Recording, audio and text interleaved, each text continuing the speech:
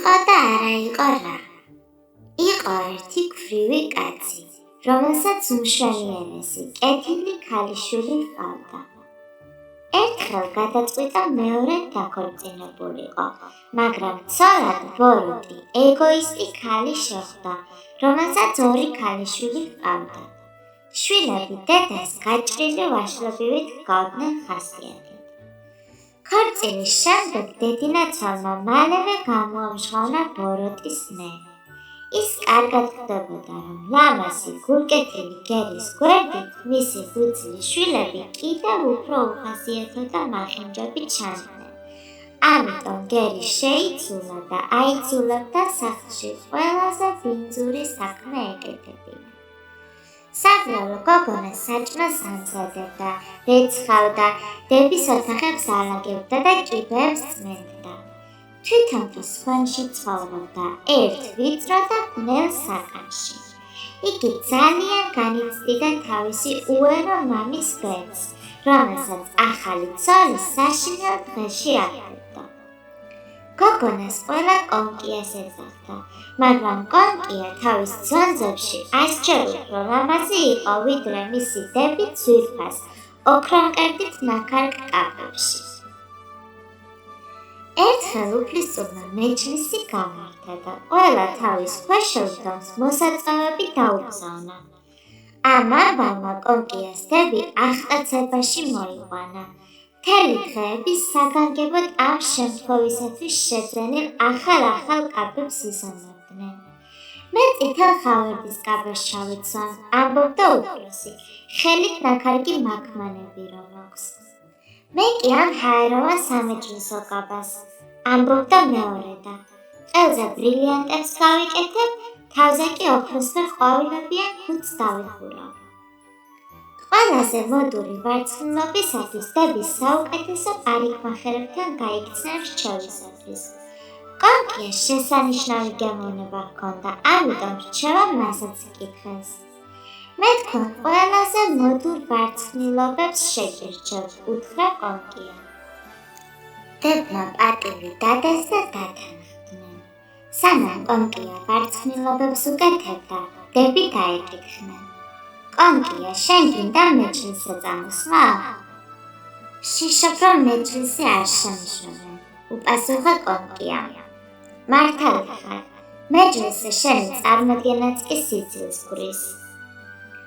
ნებისმიერი სხვა გოგონა შურს იძიებდა ასეთი დაცინვისათვის და მათ ვარცხნილობებს თივის სვინს დაამსგავსებდა, მაგრამ კონკიამ საუკეთესოდ დავარცხნა დები. ისინი კმაყოფილები დარჩნენ, სულ სარკისწინ ტრიალებდნენ, ჭამაც კი აღარ ახსოვდათ. ბოლოს როგორც იქნა, ბალზე წასასვლელად გაემზადნენ.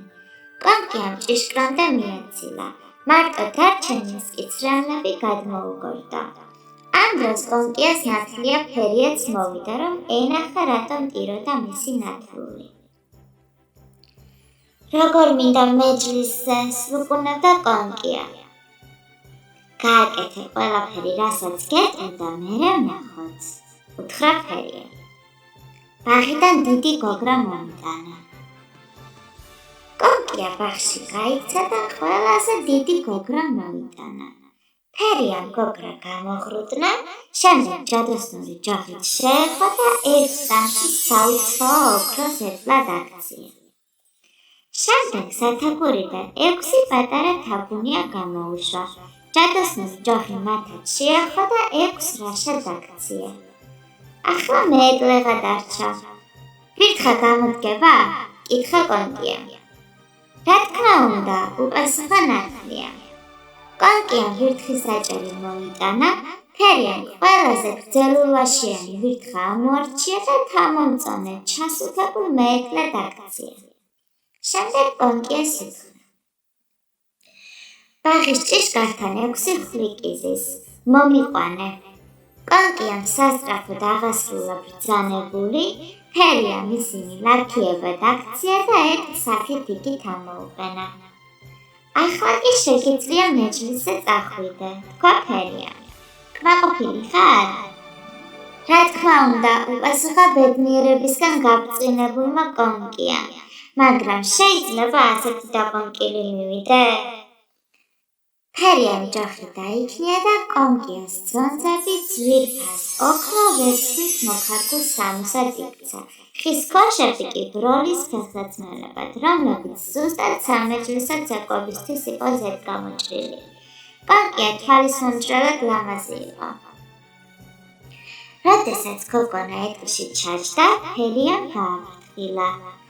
კარგ დროს დარებას გისურვებ, მაგრამ ერთი რამ გახსოვდეს. მეჯლისი ზუსტად შუაღამეზე უნდა დატოვო. თუ ამას არ იზამ, შენი ეტლი გოგრად იქცევა, ცხენები თაგვებად, სახურები ხვლიკებად, შენი ძვირფასი კაბაკი ჭუჭყიან ძონძებად. კონკია ნათლია შეპირდა, რომ ზუსტად შუაღამეზე დატოვებდა მეჯლისს და ეტლიც დაიძრა. სახურებმა პრინცს მოახსენეს ვიღაც მდიდარი და ულამაზესი უცნობი მოვიდაო. უფლისწული სასწრაფოდ გაეშურა მის შესახვედრად და სასახლეში შეუძღვა. დარბაზს გაოცებისა და აღფრთოვანების მსუბუქმა შრიალმა გადაუარა. ყველა მზეთუნახავს მიშტერებოდა. მოხუცმა მეფემ დედოფალს გადაუჩურჩულა, ასეთი საოცრება დიდი ხანია არ მინახავსო. ქალები ყურადღებით ათვალიერებდნენ კონკიას ჩაცმულობას და ცდილობდნენ არაფერი გამორჩენოდათ, რომ მეორე დღეს ზუსტად ისეთივე შეეძინათ თუ მოახერხებდნენ. პრინცმა გოგონა საცეკვაოდ გაიწვია. ოჰ, რა სასიამოვნოდ ცეკვავდა გოგონა. მოიტანეს ვახშამი, მაგრამ პრინცს ჭამა სულ გადაავიწყდა. იგი თვალს ვერ აშორებდა მშვენიერ უცნობს. კონკია დებს გვერდით მიუჯდა და პრინცის მორთმეული კალათიდან ეგზოტიკური ხილით გაუმასპინძლა. ასეთი პატივისაგან დებს სიამოვნების შუამდელმა დაუარა. გახურავდ მეჯლისში კონკიას საათის რიყვა მოისმა. 12-15 წუთი აღედა. კონკია ყველას დაემშვიდობა და სასწრაფოდ წავიდა. სახლში დაბრუნებულმა მხურვალე მადლობა გადაუხადა ფერიას და სთხოვა მეორე დღეს ისევ მიეცა მეჯლისზე წასვლის ნება, რადგან პრინცმა ძალიან სთხოვა. ფერია დაპირდა, რომ დაეხმარებოდა. მალე დებრი და დედინაცოლიც დაბრუნდნენ.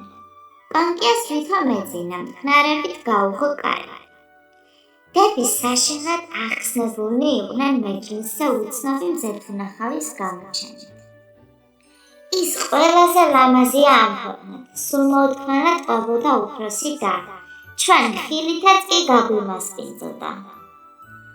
კონკიამ გაიღიმა და კითხა, რა ეხვა? არავინ იცის, პრინცი ყველაფერს მისცემდა, ოღონდ მისი ვინაობა შეეწყო. როგორ მინდოდა მისი ნახვა?